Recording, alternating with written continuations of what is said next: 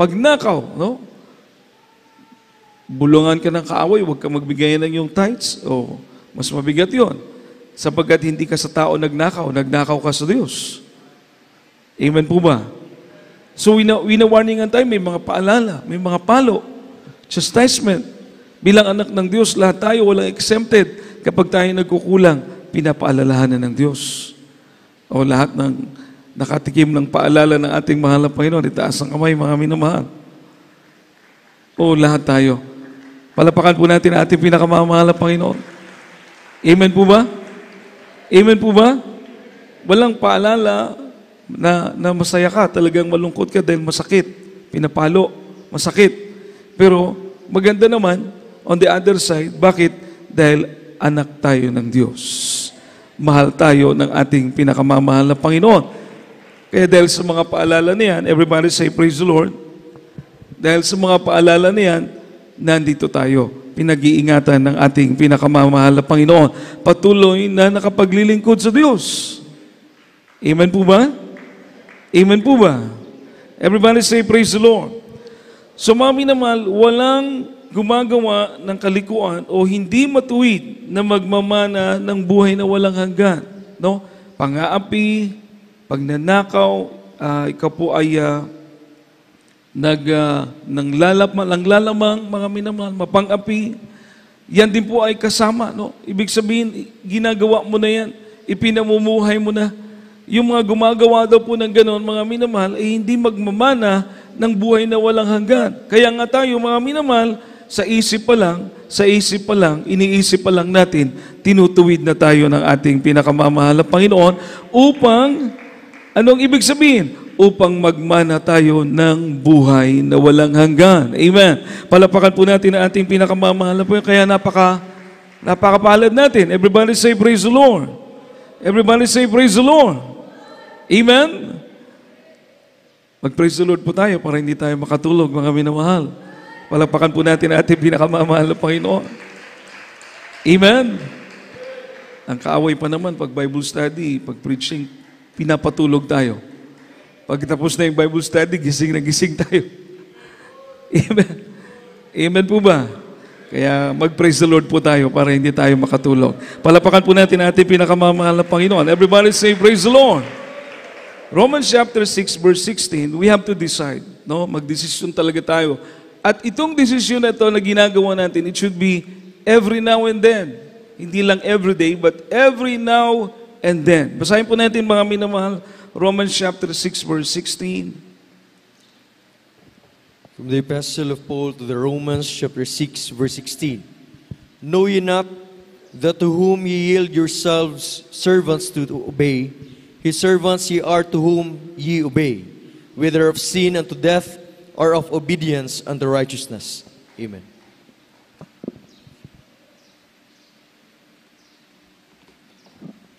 Dito po sa aklat ng taga-Roma, Kapitulo 6, ang talata 16. Hindi ba ninyo nalalaman na kung kanino ninyo inihandog ang inyong mga sarili na pinakaalipin upang tumalima, ay kayo mga alipin ni yaong ninyong tinatalima, maging ng kasalanan na ikamamatay, maging pagtalima ng ipakiging matuwid. Palapakan po natin ang salita ng ating pinakamamahal na Panginoon. Tayo daw po, lahat magsabi ng praise the Lord, mga minamahal. Tayo daw po ang magdidesisyon. Kung kanino tayo sumusunod, yun ang ating Panginoon. Amen po ba? Amen po ba? Kung pinapagamit natin yung ating sarili sa paggawa ng mabuti, sa paggawa sa kalooban ng Diyos, ang sabi ng Biblia, papunta ito sa buhay na walang hanggan. Pero kung ipinapagamit mo yung sarili sa paggawa ng masama, sa paggawa ng kasalanan, ang dulo daw po nito ay kamatayan. Itong desisyon na ito, mga minamahal, hindi po ito monthly, hindi po ito weekly, hindi po ito daily. It is almost every now and then. Bawat oras ng ating buhay, bawat sandali ng ating buhay, magdidesisyon tayong sumunod sa kalooban ng ating pinakamamahal na Panginoon. Amen? Palapakan po natin ang ating mahal na Panginoon. Everybody say, praise the Lord. Everybody say, praise the Lord. So, ibig sabihin, kailangan presente sa isip po natin ito every now and then. Amen? Amen? Hindi ka pwedeng mag-absent-minded dito, mga minamahal. Dahil ang kaaway, alam nyo na po, ang kaaway ay katulad sa leon na naghahanap ng mga weak, mga mahina. So mga minamahal, kumbaga, maging buhay na natin ito na mas pinipili nating sumunod. Bagamat nandyan po yung pakikibaka sa spiritual, yung pita ng laman o yung, diba, sabi pa ng Bible, the spirit is willing but the flesh is weak. Gusto nating mag-overnight, gusto nating magpuri, pero minsan yung physical natin pagod, minsan yung physical natin inaantok, kaya napapapikit tayo, mga minamahal. Pero alam ng Diyos ang puso natin. Amen. Palapakan po natin ang ating pinakamamahal na Panginoon. Everybody say, praise the Lord. Kasi kung talagang matutulog, kukuha na ng higaan, tsaka unan, tsaka kumot. Amen. Pero nandito tayo nagtitiis, bagamat inaantok, dahil nakikita ng Diyos ang puso natin na gusto nating sumunod sa kalooban ng ating mahal na Panginoon. Everybody say, praise the Lord. Everybody say, praise the Lord. Kaya, kung iisipin niyo po, bakit may kahinaan tayo, minamahal? Bakit hindi na lang alisin ng Diyos ang kahinaan na ito? Minamahal? Bakit may kahinaan tayo? Naglilingkod tayo sa Diyos? May kahinaan. Hindi na tayo alipin ng kasalanan kagaya ng mga binasa natin kanina. Inalis na yun ng Diyos sa atin ng mahal na Panginoon. Yung mga pakikiapid, pagsamba sa Diyos-Diyosan, pagnanakaw. Inalis na yun ng Diyos. Pangangalun niya, inalis na yun ng Diyos. Pero bakit may kahinaan ng mga Kristiyano? Kung iisipin po natin, bakit hindi na lang alisin agad ng mahal na Panginoon? Pero kung iisipin mo, mga minamahal, yung mga kahinaan natin ay pinahintulutan ng Diyos upang matuto tayong magpakumbaba sa Diyos. Makiiman po ba tayo, mga minamahal? Kasi siguro kung hindi na tayo nagkakamali, hindi tayo papaluin, hindi tayo matututo magpakumbaba. Tama po ba ako, mga minamahal? Pero dahil sa mga kahinaan natin, tayo nagkakamali minsan, hindi sinasadya, pinapaalalahanan tayo, natututo tayong magpakumbaba sa ating pinakamamahal na Panginoon. Everybody say, praise the Lord. Siyempre, pag pakumbaba ang pag-uusapan, pag humility ang pag-uusapan, pag humbleness ang pag-uusapan, hindi ka magmamalaki. Hindi ka magmamayabang. Makiiman po ba tayo, mga minamahal? Ibig sabihin, alam natin, 100% sigurado tayo na nasusunod natin ang kalooban ng Diyos dahil pinapatnubayan tayo ng ating pinakamamahal na Panginoon. Amen? Dahil nagsusumikap tayo. Everybody say, praise the Lord. At yung mga pagsusumikap na yan na ating ginagawa, tanging ang Diyos lang po ang makababasa ng ating sinseridad. Hindi mababasa na yung kapwa, hindi nababasa na yung katabi, hindi nababasa na yung mga mahal sa buhay, pero nakikita ng Diyos ang ating pagsusumikap, mga minamahal. Amen. Palapakan po natin ang ating pinakamamahal na Panginoon. Everybody say, praise the Lord.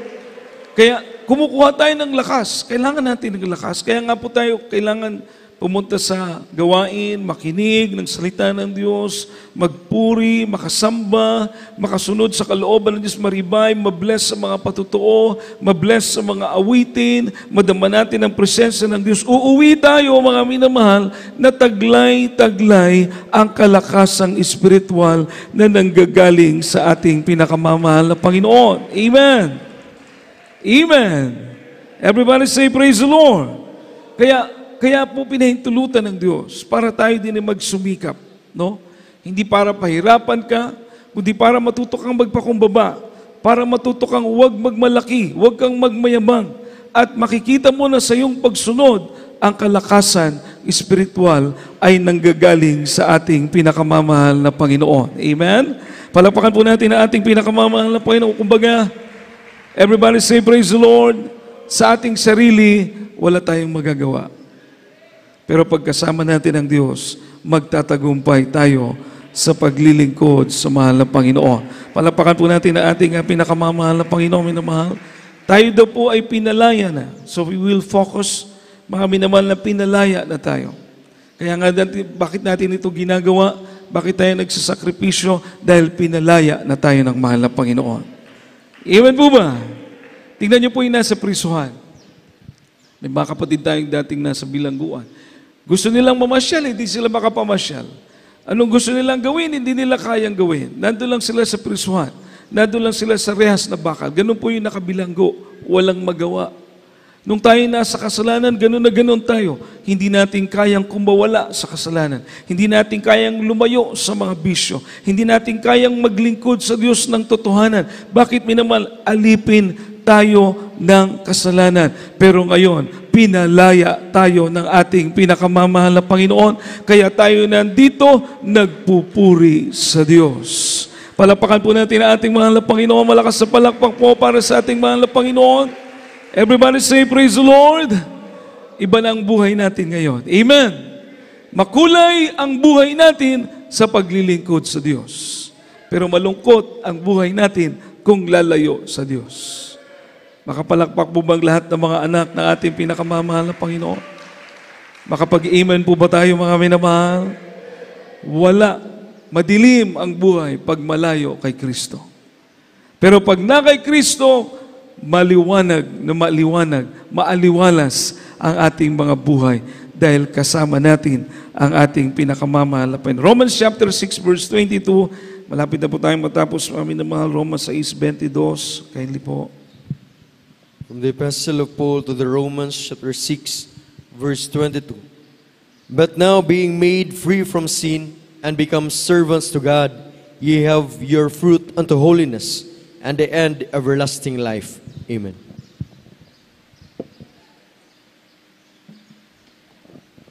Ito po sa aklat ng taga-Roma, Kapitulo 6, talata 22. Datapot ngayong mga laya na kayo sa kasalanan at naging mga alipin ng Diyos, kayo ay mayroong inyong bunga sa ikababanal at ang wakas ay ang buhay na walang hanggan. Amen. Amen. Palapakan po natin ang salita ng ating pinakamamahal na Panginoon. Everybody say, praise the Lord. O tayo palang mga pinalaya sa kasalanan, tayo palang mga pinatawad sa kasalanan, mga minamahal, ay may bunga na sa kabanalan. Amen? Amen. May bunga na. Everybody say, praise the Lord. Sabi natin kapatid kanina, minamahal, yung mga kapatid niya, yung mga kuya niya, nagturo sa kanya, uminom ng alak, bata pa siya, tinuruan na siyang, grade 4 pa siya, tinuruan na siyang magmariwana, mga minamahal. Yung kanyang mga nakakatandang kapatid, na kapag nag-ipon-ipon sila, minamahal, mag-iinuman, tapos magsusuntukan, tuwang-tuwa yung kanilang kapitbahay dahil ang gulo-gulo nila.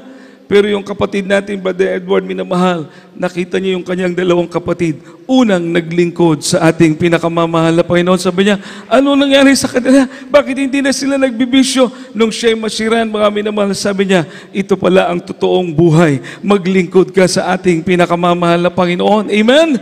Palapakan po natin ating mahal na Panginoon. Oh, everybody say, praise the Lord. May mga kapatid na nagsishare doon sa jeep, minamahal. Siguro bandaro nakatira sa kanilang lugar. Sabi niya, kilala niyo ba yung mga gapati? Kilala niyo ba? O, sabi niya, kasama namin sa church. Sabi ng mga sanlibutan, dating mga demonyo yan. Pero ngayon, naglilingkod na sila sa ating mahal na Panginoon. Pinabait na ng Diyos. Imagine! Buhay ka pa, tinawag ka ng demonyo dahil sa mga bisyo. Pero ngayon, binago na ng ating pinakamamahal na Panginoon. Napakagandang marinig mismo mga kapitbahay mo, nabibless. Bakit mga minamahal? Dahil nakita nilang totoo kang binago ng ating pinakamamahal na Panginoon. Palapakan po natin ang ating pinakamamahal na Panginoon, mga minamahal, malakas sa palakpak para sa ating dakilang Diyos. Everybody say, praise the Lord. So meron na tayong bunga sa kabanalan. Itong ating ginagawa. This is fruit to holiness. Amen? Amen? Hindi po ito gawain ng nasa kasalanan, ito'y gawain ng mga pinalaya ng ating pinakamamahal na Panginoon. Ito'y gawain ng bunga ng kabanalan. Amen? We offer ourselves a living sacrifice. Inaalay natin ating sarili sa mahal na Panginoon. Hindi lang sa kasuotan na may kabanalan, kundi higit sa lahat ang ating puso at isipan. Iaalay nating banal sa ating pinakamamahal na Panginoon. Hallelujah! Palapakan po natin ang ating dakilang Diyos. Kaya napakagandang malaman that we have this fruit of holiness. No? Fruit unto holiness. Bunga sa kabanalan. Meron na tayo. Dati wala. Amen po ba?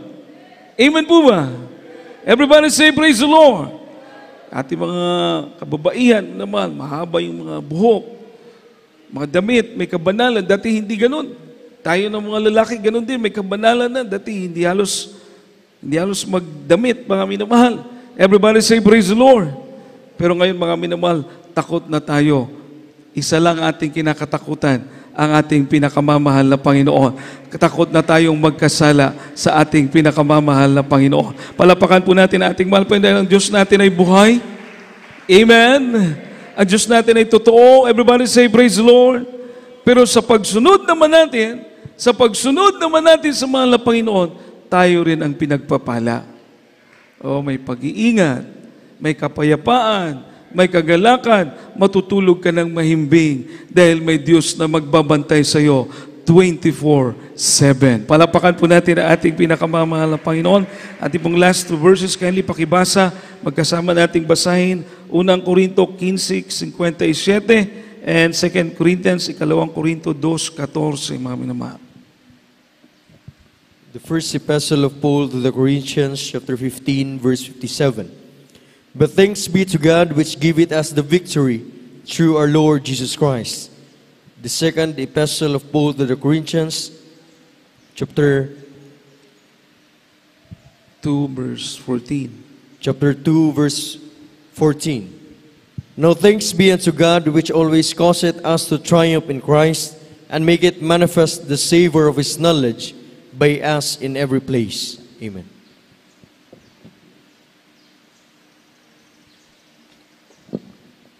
Ito po sa aklat ng 1 Korinto, Kapitulo 15, talatay 57.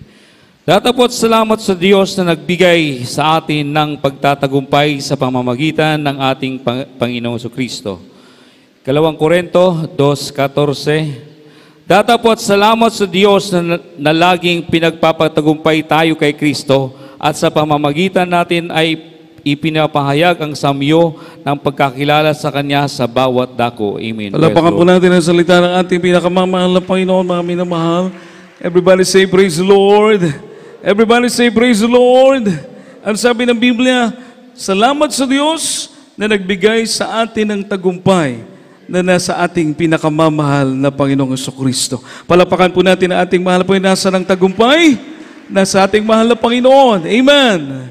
Amen.